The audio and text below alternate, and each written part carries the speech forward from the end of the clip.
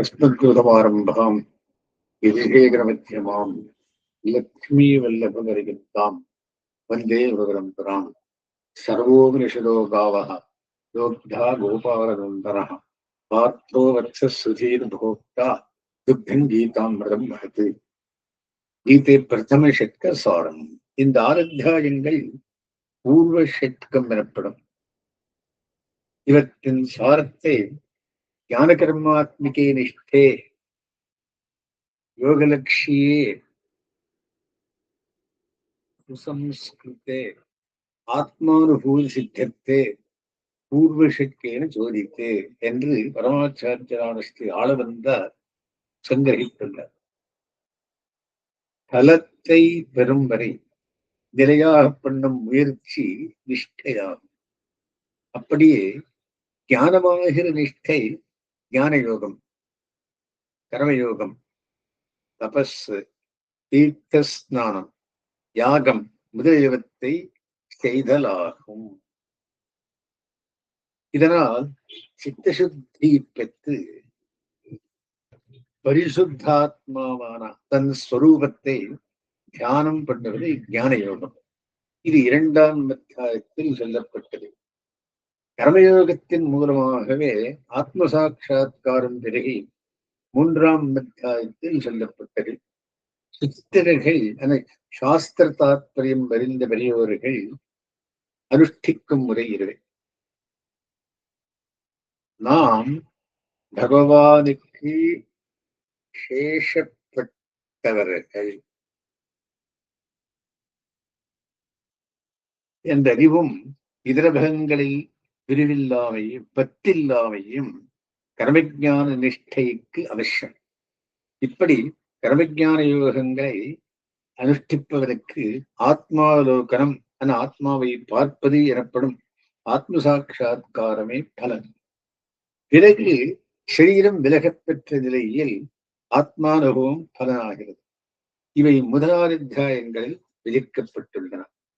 முதல் அத்தியாயமும் 2இல் 11 ஸ்லோகங்களும் முன்னுரை என்பது நம்ம சுவாமி எம்பெருமானாருடைய மதம் என்பதை நினைவில் கூற வேண்டும். இனி இந்த அத்தியாயங்களில் கூறப்பட்டுள்ள அர்த்தங்களை, விசேஷங்களை ஷட்க குரோடீகரணம் என்ற முறையில் மீண்டு ஒருவரை சுருக்கமாக அனுபவத்தில் கொள்ளலாம்.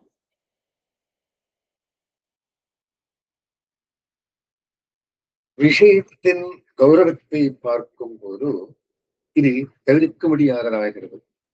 நமக்கு வேதம் அனாதியான பிரமாணமாகும். வைதிகரில் திருமத்தஸ்தர்களும் சங்கரர், ராமானுஜர், புத்தர் இவர்களை ஆச்சாரியராக கொண்ட மதஸ்தங்கள் உபனிஷத்து, வியாசரின் பிரம்மசூத்திரம், அனுசாரீரகம், பகவத்கீதை இவை 3ஐயும் பிரஸ்தானத்திரயம் என்ற முக்கிய பிரமாணங்களை கொண்டுள்ளனர்.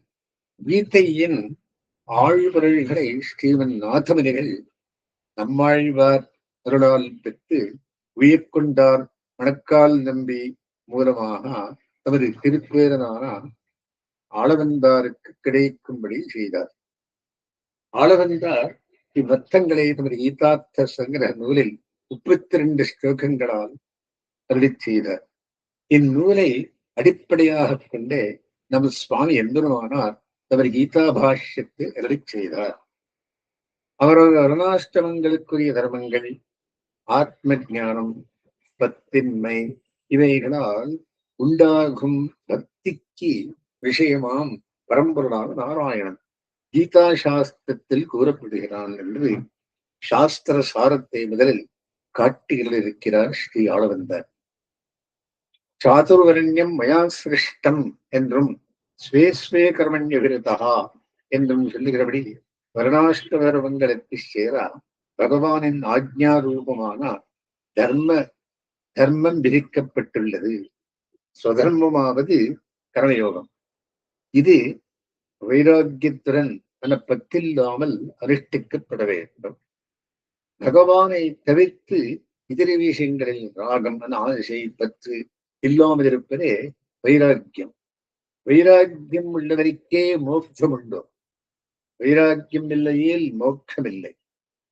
ஆகமே சம்சாரத்திற்கு பல பிரிவுகள் எடுப்பதற்கு கிழங்காகும். கர்மானுஷ்டானத்தினால் சித்தசுத்தி ஏற்பட்டு ஆத்மாவை பற்றிய உண்மை அறிவை ஏற்பட்டவனுக்கு பக்தி யோகம் அடுத்த நிலையாகும். பக்தி ஒன்றினாலேயே அடையத் தகுந்தவன் பரமாத்மா பகவான் நாராயணன். இந்த அர்த்தமே கீதா சாஸ்திரத்தில் சாரமாக ஸ்ரீ கிருஷ்ணனால் பேசப்பட்டுள்ளது. அர்ஜுனனுக்கு இடமில்லாதவிடத்தில் ஸ்நேகம், பிரீத்தி, ஆசை, காருண்யம் இவை ஏற்பட்டதால் விளைந்தது தர்ம விஷயத்தில் கலக்கம். இவன் காட்டிய கருணை இவனுடைய வர்ணாஷ்டம தர்மங்களுக்கு ஒத்ததல்ல. இதனால் கலங்கியவன் கண்ணனை அடிபணிந்து பிரபந்தனாய் தனக்கு ஸ்ரேயசு, உயர்வு, ஆத்ம நன்மை அளிக்கும்படியே நிச்சயித்து கூறும்படி கண்ணனை வேண்டார். அதனால் பிறந்தது இந்த கீதா சாஸ்திரம். உடலே ஆத்மா என்றிருக்கும் நபர்களுக்கு இந்த கீதை அவசியமில்லை. அவயவங்களின் கூட்டமான உடலே உண்மை பொருள். இதற்கு அவ்வருகு வேறில்லை.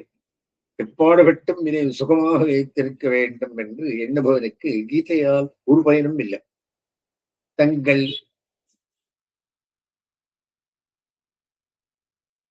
பலத்தை அறிந்த அர்ஜுனன் இப்படிப்பட்ட தேகாத்மாவாதியாயிருந்தால் யுத்தத்தினின்றும் விலக மாட்டான். விரோதிகளை கொன்று ராஜ்யத்தை அடைந்து சுகப்படுவதில் முனைவான்.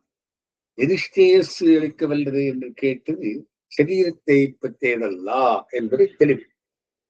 2வது அத்தியாயம்.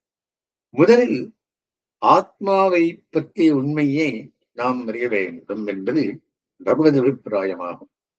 இதை அறிவதுதான் ஸ்ரேயஸை அளிக்க வல்லது என்று ஆரம்பித்து கண்ணன் 6ஆம் அத்தியாயம் இறுதியிலும் மனனம், சிந்தனம் எனப்படும் பக்தி மூலம் பகவானை அடையலாம் என்று கூறுகிறான். இவை அர்ஜுனனை வியாஜமாக வைத்துக் கொண்டு அவனுக்கு சொல்லுவதாக உலகத்துக்கு செய்யும் உபதேசமாகும். முதலில் சரீரம் வேறு, ஆத்மா வேறு என்றும் ஜீவாத்மாவான அர்ஜுனன் வேறு, பரமாத்மாவான தான் வேறு என்னும் பல ஜீவாத்மாக்கள் உண்டு. அவை ஒன்றில் இருந்து ஒன்று வேறுபட்டவை என்றும் ஆத்மா நேற்று, இன்று, நாளை என்ற முக்காலத்திலும் உள்ள நித்தியவஸ்து என்றும் சொன்னான். இங்கு சொன்ன பேதங்கள், அந்த வேறுபாடுகள் இயல்பானவை, ஒரு காரணத்தை கொண்டு வந்தவை அன்று. இங்கு பரஸ்பர பேதம், ஒன்றிலொன்று வேறுபட்டிருக்கை, உபாதியாவது வருவது. ஔபாதிகம் என்பது சங்கரவாதம் என்பதை நினைவுபடுத்திக் கொள்ள வேண்டும். பேரும் நிருபாதிகம், உபாதியால் ஏற்படாதது இயல்பானது என்று ராமானுஜ மதமே கண்டனால் என்று சொல்லப்பட்டுள்ளது. ஆத்மா நித்தியன் என்பதையும் பல வழிகளால் விவரிக்கிறார். இந்த ஸ்தூலத்தில் சூக்ஷ்மம் பிரவேசிக்கும் மண், நீர், தீ, காத்து, ஆகாசம், மகத்து, பிரகிருதி, ஜீவன், பரமாத்மா என்ற தத்துவங்களை ஸ்தூலத்துவம் குறைய சூக்ஷ்மத்தை அதிகமாகும் கிரமத்தில் சொல்லலாம். அனோரணியான் நுண்ணிதினும் நுண்ணியது என்றது சூக்ஷ்மத்துவத்தை பற்றி. சரீரத்தை ஆயுதம், சஸ்திரம் பிளக்கும். நுண்ணிதான ஆத்மாவை பிளக்க முடியாது. ஜீவனை ஆத்மாவை விட ஸ்தூலமான நீர் அதில் புகுந்து அதை நினைக்கக்கூடியதென்று, நீ அதை எரிக்கக்கூடியதென்று, காத்து உலர்த்தக்கூடியதன்று. அவிநாசித்து தத்வித்தி ஏன சர்மவிதம் தரம் விநாசம் அவ்யஸ்ய ந கச்சித் கர்த்துமர்ஹதி. 2:17. அச்சேதன பொருள்களில் வியாபிக்கக்கூடிய ஆத்மவஸ்து விநாசம் அற்றது அது அடிபட்டது. அடியாரதான இவ்வாத்மாவுக்கு எந்த பொருளும் அழிவை உண்டாக்க முடியாது. இங்கு சங்கராச்சாரியர் ஈஸ்வராலும் அழிக்க முடியாது என்று கூறுவது வியப்புக்கு விஷயமாகிறது. ராமானுஜர் அஸ்தரிசஸ்திரம் முதலான அச்சேதன பொருளால் அழிக்க முடியாது என்று பொருள் கொள்ளுகிறார். மேலே கண்ணனை சஸ்திரங்களால் இவனை உடைக்க முடியாது, தீயால் உடைத்த முடியாது என்று பலபடியாலும் விவரிக்கிறபடியால் இதுவே தக்க பொருளாகும். நேரம் சிந்தந்தி சஸ்திராணி நேரம் தகிரமாவதா நஜேரம் கிளேரயம் யாவா நசோசேதுமாருதா பச்சேத்யோயம் பராக்கியோயம் பத்லேத்யோ நசோசேகதா நித்யः சர்வகதः ஸ்தாணு அசலோயம் சனாதனः. மேலும் அனோரணீயாஞ்சனக்கூடிய பரமாத்மா ஜீவாத்மாவில் புகுத முடியும், அதனால் அழிக்கவும் முடியும். ஆனால் அவன் எப்பொழுதும் அப்படி சங்கல்பிக்க மாட்டான் என்பது தின்ன பிரயோஜனம் அனுத்திஷ்ய நமன் ந மந்தோபி பிரவர்த்தத்தே. ஓர் பலனை உத்தேசியாமல் அறிவில் மிக தாழ்ந்தவனும் செயல்பட மாட்டான் என்பது உலக வழக்கு. ஆனால் அசங்கம் என்ற பத்தின்மையை கண்ணன் மீண்டும் மீண்டும் வலியுறுத்துகிறான். உனது வர்ணாஷ்டமத்துக்கு சேரா கர்மாவை பலத்தில் ஆசை இல்லாமல் அனுஷ்டிப்பதே நலன் தருவது, ஸ்ரேயஸ்கரம். இப்படிப்பட்ட கர்மானுஷ்டானம் மனதை தூய்மைப்படுத்தி ஆத்ம சிந்தனமான ஞான யோகத்தில் கொண்டு விடும். கர்மானுஷ்டானத்தினால் எம்பெருமான் பிரீத்தி அடைகிறான். இது அவனுக்கு கைங்கரியமாக அமைகிறது என்றெண்ணி இது கிருஷ்ணார்ப்பணம் என்று தர்மானுஷ்டானமான கர்மயோகத்தை செய்ய வேண்டும். விஷயங்களில் இந்திரியங்கள் சம்பந்தப்படும் போது இன்ப துன்பங்கள் விளைகின்றன. இவை வென்று போகும் நிலையற்ற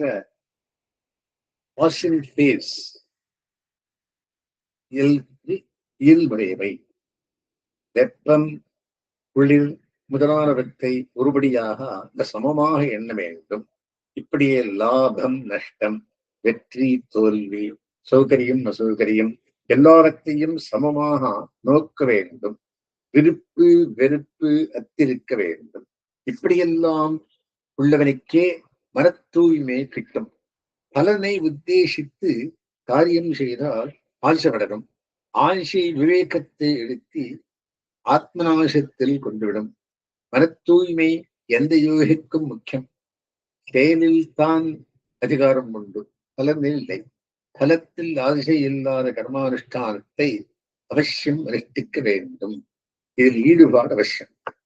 ஸ்ரீராமன் ராஜ்யாபிஷேகம் பண்ணி கொள்வதென்று முதல் நாள் மனைவியான பிராட்டியுடன் சகபத்னிய விஷாலாட்சியா நாராயணம் உபார்வது என்று விரதங்களை அனுஷ்டித்தவன் மறுநாள் தனக்கு ராஜ்யமில்லை, வனவாசம் தான் என்று ஏதின பொழுது வனவாசோ மகோதயா என்றதற்கு அதை உகப்புடன் ஏற்றுக் கொண்டான்.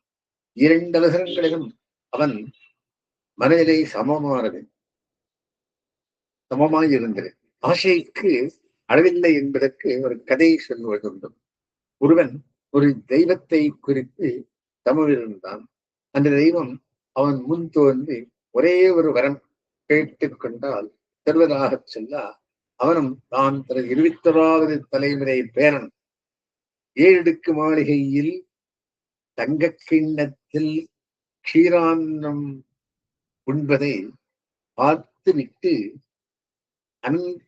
அந்த தெய்வத்தை வந்தடையும்படி பிரார்த்தித்துக் கொண்டானாம். பத்தத்த தூயவனத்துடன் ஆத்ம சிந்தனம் பண்ணுபவன் சுத்தாத்மாவை பார்த்து ஆனந்தப்படுவடியும். இப்படி ஆத்மாவின் மனத்தை ஒன்ற பண்ணி சிந்திக்கும் நிலை சிதப்பரிஜத்தை ஆகும். இப்படி நிலைத்தவன் ஸ்திததி ஜீவசாட்சா்காரம் பெற்று பக்தி யோகத்துக்கு அதிகாரி தகுதி பெற்றவன் ஆகிறான். ஆத்ம சாட்சா்காரம் என்பது ஆத்மாவை மனக்கண்ணால் தெளிவாக பார்த்த இப்படி சாட்சாத்கரித்தவனே யோகி ஆவான். இவனுக்கு மனத்தில் உள்ள விருப்பங்கள் பலத்தை பற்றியவை யாவும் விலகிவிடும். மனது ஆனந்த ஸ்வரூபனான ஆத்மாவையே பற்றி நின்று மகிழும். இவன் துன்பம் தரும் நிகழ்ச்சிகளால் துன்பப்படுவதில்லை. இன்பம் பெருவத்தில் ஆசை வைப்பதில்லை. ஆத்ம சிந்தனத்திலேயே ஊன்றி ஸ்திததி ஆவான். தனக்கு நேரும் நன்மை தீமைகளை ஒரே மாதிரி மனதிலே உடையன இந்திரியங்களை விஷயங்களில் செல்லவட்டாமல் வாங்கி ஆத்ம விஷயத்தில் நிலைத்திருப்பவனே யோகி ஆவான். இப்படி பத்தத்தவனே மனத்தெளிவையும் பிரசாதம் எனப்படுவது இது. நிம்மதி சாந்தியையும் அடைகிறான். மனதில் ஆசைகளை உடையவனுக்கு, அதாவது இந்திரியங்களை விஷயங்களில் சேர விடுபவனுக்கு இவன் காமகாமி எனப்படுகிறான். சாந்தியே கிட்டாது. ஞான கர்மாத்மிகே நிஷ்டே யோகலட்சியே சுசம்ஸ்கிருத்தை என்பது முதல் செட்க சங்கிரக ஸ்லோகத்தில் முதல் பாதி. நியத்தமாய் உள்ளது ஊன்று இருப்பது நிஷ்டையாகும். யோகத்தில் ஆத்ம சாட்சா்காரத்தில் நோக்கியுடைய கர்மனிஷ்டை, அனுஷ்டானம், ஞான நிஷ்டை இவை இரண்டும் சுசம்ஸ்கிருதங்களாக இருக்க வேண்டும். நிர்மமஹா நிரகங்காரா நீர் நுமர்கின்றவே வேர்வுதல் மாய்த்து திருவாய்மொழி.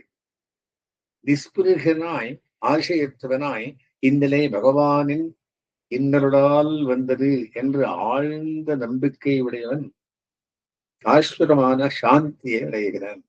இவனே பரமாத்மாவலோகமான பக்தி யோகத்துக்கு தகுதி பெற்றவன். மூணாவது அத்தியாயம்.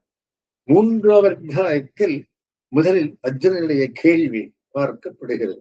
இங்கு ஸ்லோகங்கள் எளிய நடையில் அமையவில்லை.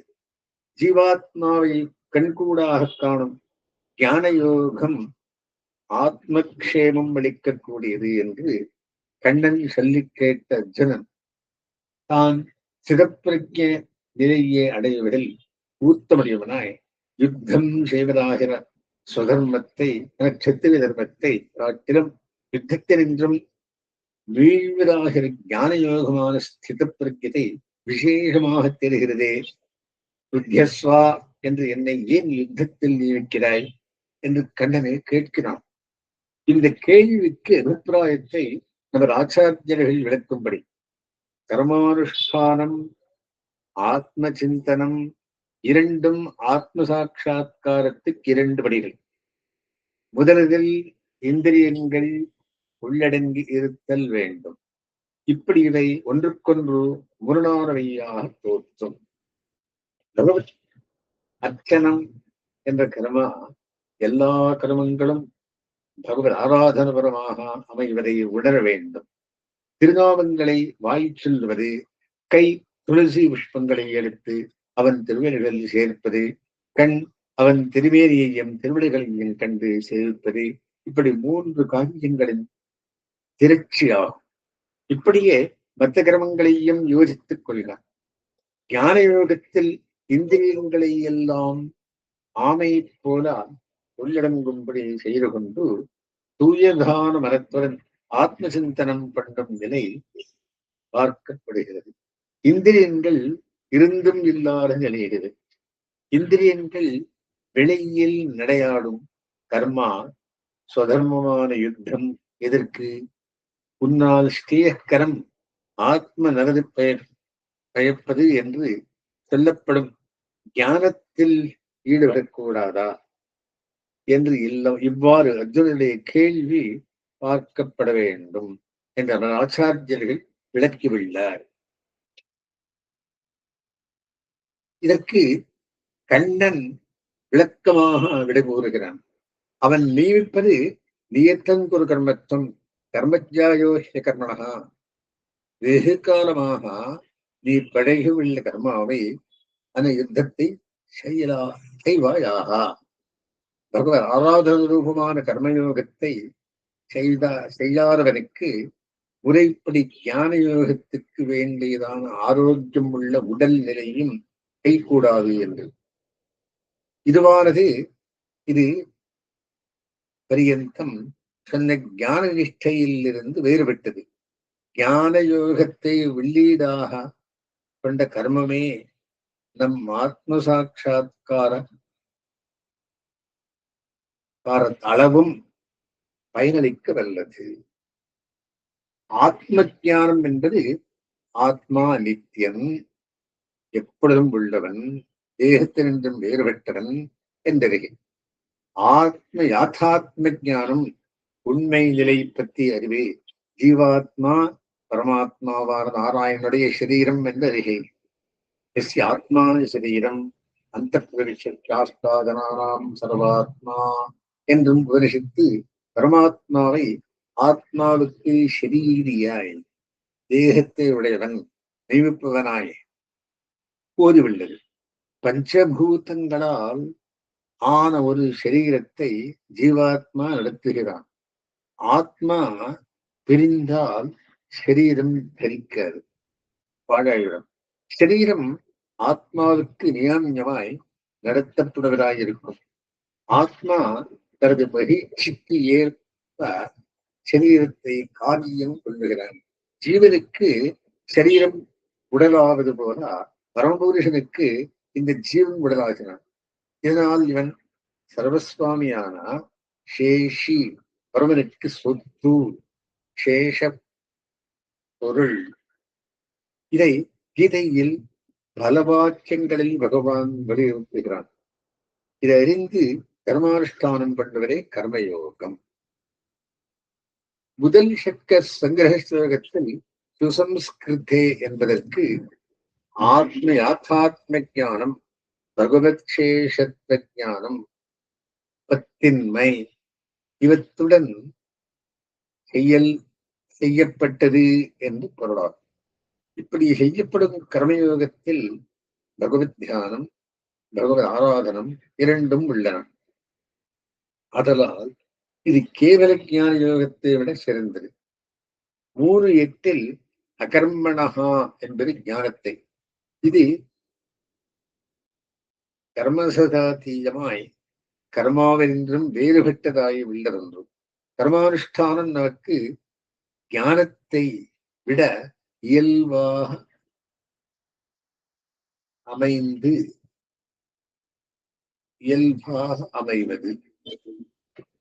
செயல் சரீரத்துக்கு உடன் பிறந்தது. கண்ணால் கண்ணனைப்பார், வாயால் கேசவனைப்பாடு என்று செயல்படும் இந்திரியங்களுக்கு பகவானை விஷயமாக்குதல் வேண்டும். பகவத் ஆராதனத்தில் சேஷப்பட்ட அன்னத்தையே உண்ண வேண்டும். நமது நிலைக்கு அகர்மாவானா செயலற்றது ஞான யோகம் சேர்ந்து வராது. இங்கு செல்லப்படும் ஆத்ம யாத்தாத்ம ஞானத்தை கொண்ட கர்மயோகம் நமக்கு அனுஷ்டிக்க பாங்கானது. இன்னபடியான கர்மானுஷ்டானத்தை 6ஆம் அத்தியாயம் வரை கண்ணன் விவரிக்கிறான். சிதப்பிரஜதையான ஞான யோகத்துக்கு அர்ஜுனன் தகுதி பெற்றவனல்லன் என்று பகவத் அபிப்பிராயம். நாமும் தகுதியற்றவர்களே. நான் இப்பொழுது சொல்லும் கர்மயோகத்தை நீ செய்தால் உன்னை பார்த்து பலரை செய்வர். பலனை விரும்பாமல் செய்யப்படும் கர்மானுஷ்டானத்தினால் உலகம் ரட்சிக்கப்படும். உலகத்தவர் உன்னை பின் சென்று நலன் தருவர். வழிகாட்டியான நீ சிஷ்டனாவாய். நான் நிறைவு பெற்றவன், பரிபூர்ணன், கர்மத்திற்கு வசப்பட்டவன் அல்லன். ஆயினும் உலகை நன்மைக்காக நான் கர்மானுஷ்டானம் பண்ணுகிறேன். அப்படியே நீயும் செய்வாயாக. இதனால் உலகம் சுகமடையும். என்கிறான் கண்ணன். நற்காரியம் செய்யும் போது நான் செய்கிறேன் என்பது மூடத்தனம். சர்வேஸ்வரனால் இந்த காரியம் நடந்தது என்ற குணச்சேர்க்கை தூண்ட காரியம் செய்ய நேரிட்டது என்று நினைக்க வேண்டும். குணேஷு கர்த்திருத்தாம் ஆரோப்பியா என்று கண்ணன் திருவாக்கு. குணகிருத்தம் என்ற எண்ணம் முடிவாது.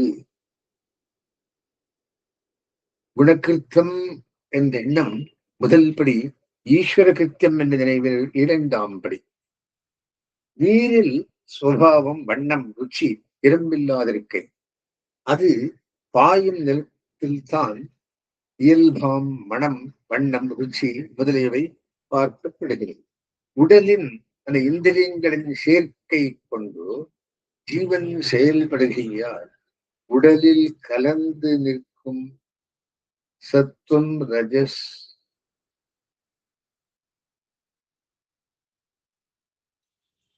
தமசுக்கள் அந்தந்த குணம் மேலோங்கி உள்ள நிலைக்கேற்ப செயல்பட நேரிடுகிறது. மேலும் ஆத்மாவுக்கு ஆத்மாவான சர்வ நியந்தாவான பரமாத்மா செய்விக்கிறான் என்னும் எண்ணம் வேண்டுவது. இந்த நிலைவுகளை உடன் அகங்கார மகாக்கார ராகித்யமாய்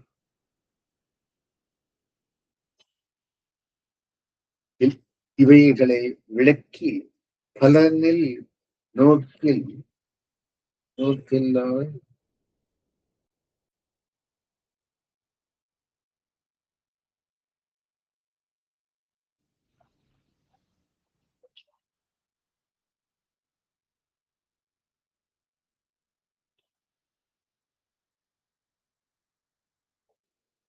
ஆத்மாவுக்கு ஆத்மாவான சர்வனியந்தாவான பரமாத்மா செயல்விக்கிறான் என்றும் எண்ணம் வேண்டும்.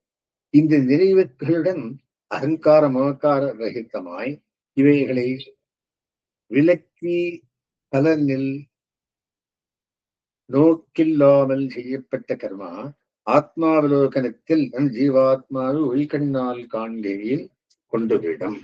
முதல் சர்க்கத்தில் பகவத் விஷயம் பிரதானமாக காட்டப்படவில்லை. பகவத் விஷயத்தை பிரதானமாக வலியுறுத்துவது மத்தியம சர்க்கத்தில்.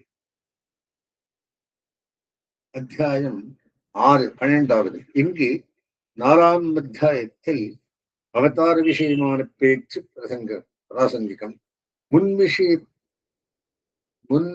விவரித்தபடி நினைவுடன் கர்மனிஷ்டையில் ஊன்றுவதை அகர்மா என்கிறது.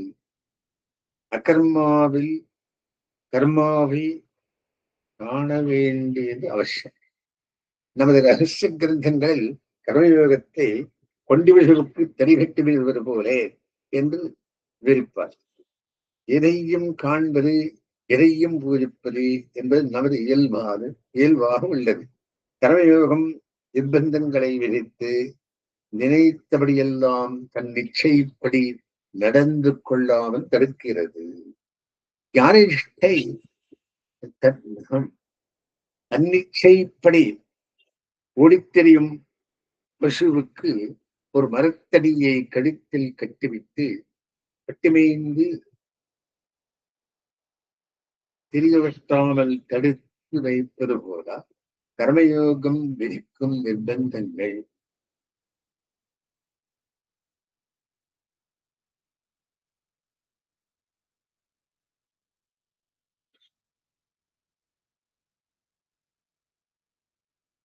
விழித்து பார்த்தல்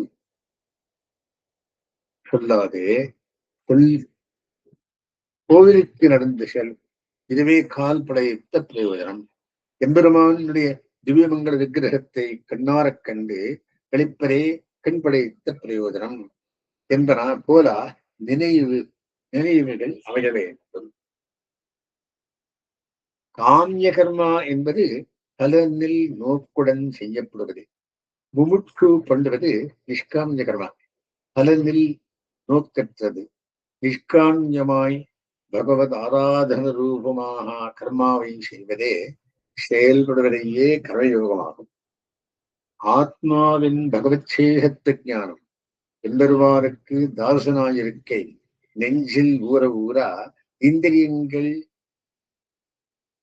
கட்டில் அடங்கி நிற்பது அதிகமாகும். இந்நிலையின் உள்ளவன் செயலை செய்தாலும் செய்யாதவனாய் இருப்பான்.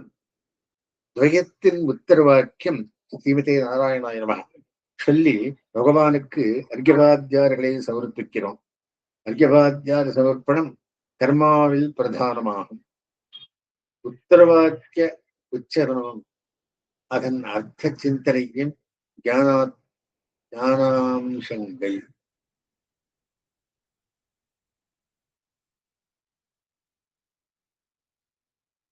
இந்த ஞானாம்சம் வலிதாக செய்யும் கர்மா அப்பிரதானமாய்விடும். நழுவி போகாமல் கைங்கரிய ரூபமாய் எஞ்சி நிற்கும் கர்மமே ஞானத்தில் நம்மை சேர்ப்பதை இங்கு காணலாம். ஞானமே கர்மமாகவும் கர்மமே ஞானமாகவும் ஆகுவதை இங்கு காணலாம். ஆகையால் ஞான ரூபத்தில் கர்மத்தையும் கர்மத்தில் ஞானத்தையும் காண வேண்டும் என்கிறது. முன்பு காட்டப்பட்ட 2ஆம் அத்தியாயத்தில் சொன்ன ஞான யோகம் 5வது அத்தியாயம் அனுஷ்டிப்பது சிரமசாத்தியம், விளம்பித்து பிரகலிப்பது. இங்கு சொல்லப்படும் கர்மாவில் உள்ளிட்டு நிற்கும் ஞான யோகம் சுலபம், சீக்கிரம் விளம்பம் இல்லாமல் பலனளிக்க வல்லது. எம்பெருமானை சேவித்தால் ஏதோ சத்துவம் நேரிட்டதால் கண்டவனை சேவித்தது. மேலும் அவர்களால் அவன் தன்னை காட்டி அடைக்க சேவிக்க நேரிட்டது. இது அவன் சங்கல்பம் என்கிற மனநிலை அவசியம். எல்லா ஜீவாத்மாக்களும் ஆகாரத்தில் ஒத்தவர்கள் அணுமாத்திரம் ஞானஸ்வரூபன், ஞானத்தை குணமாக உடையவன், பார்க்கப்படும் தேக குண விருத்த வேதங்கள் சரீரத்தை பற்றியவை என்று உணர வேண்டும். வித்யாவினய சம்பன்னே பிராமணே கவிஹஸ்தினி சுமிச்சோ சுபாகேச்சா பண்டிதா சமதர்ஜனா என்ற பிரசித்தமான ஸ்லோகத்தில் எடுக்கப்பட்ட வியக்திகளை சமம் என்றவில்லை. இந்த பேதப்பட்ட சரீரங்களில் உள்ள ஆத்மாக்கள் பரிசுத்த நிலையில் ஒருபடிப்பட்டவை என்று வலியுறுத்துகிறது. அவர் 6வது யோகலட்சியே என்பதனால் சொன்ன அவைகளுக்கெல்லாம் குறிக்கோள் ஆத்ம சாட்சா்காரமான யோகம் என்கிறார். இது ஓர் இன்பம் தருவதான சுகம்.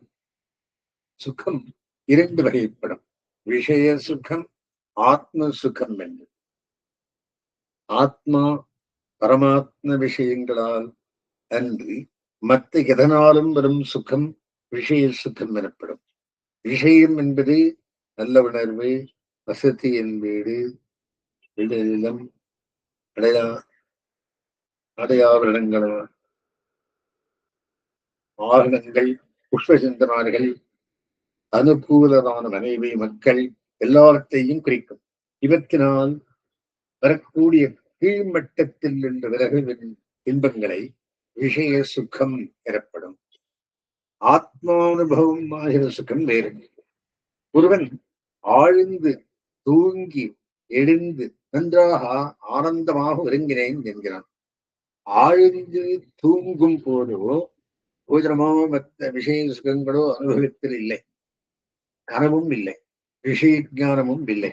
ஆத்மா ஞானமுள்ள தத்துவமானபடியால் தனக்குத்தானே தோற்றிக் கொண்டிருக்கும் நிலை இது. இப்படி ஆழ்ந்து தூங்கும் போது விஷயானுபவம் எதுவும் இல்லாததால்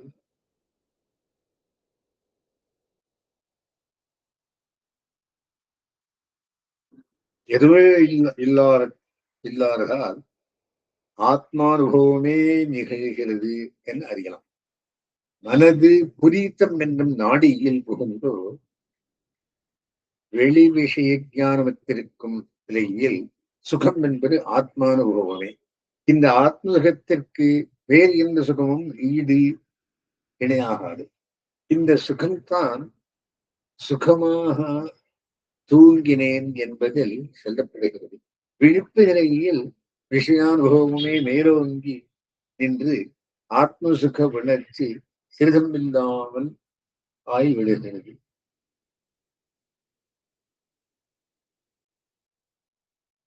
தேக சம்பந்தத்தினால் ஆத்மா தோஷமுள்ளவனாகிலும்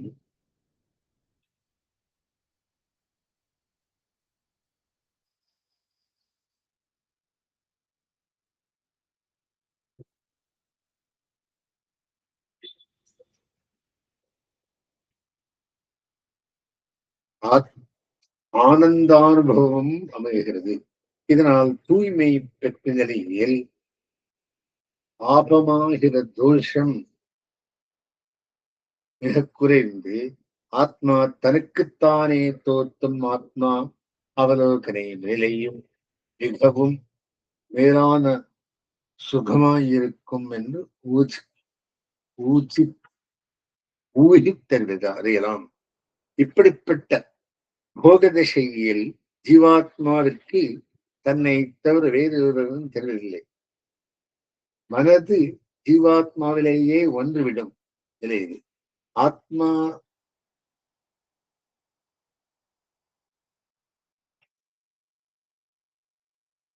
ஆத்மா தன்னிலேயே ரமிக்கிறது, ஆனந்தப்படுகிறது என்பர். இந்த நிலையில் விஷயங்களினால் வரும் எல்லா அளவும் பெரிய சுகமும் துக்கமும் ஆத்மாவை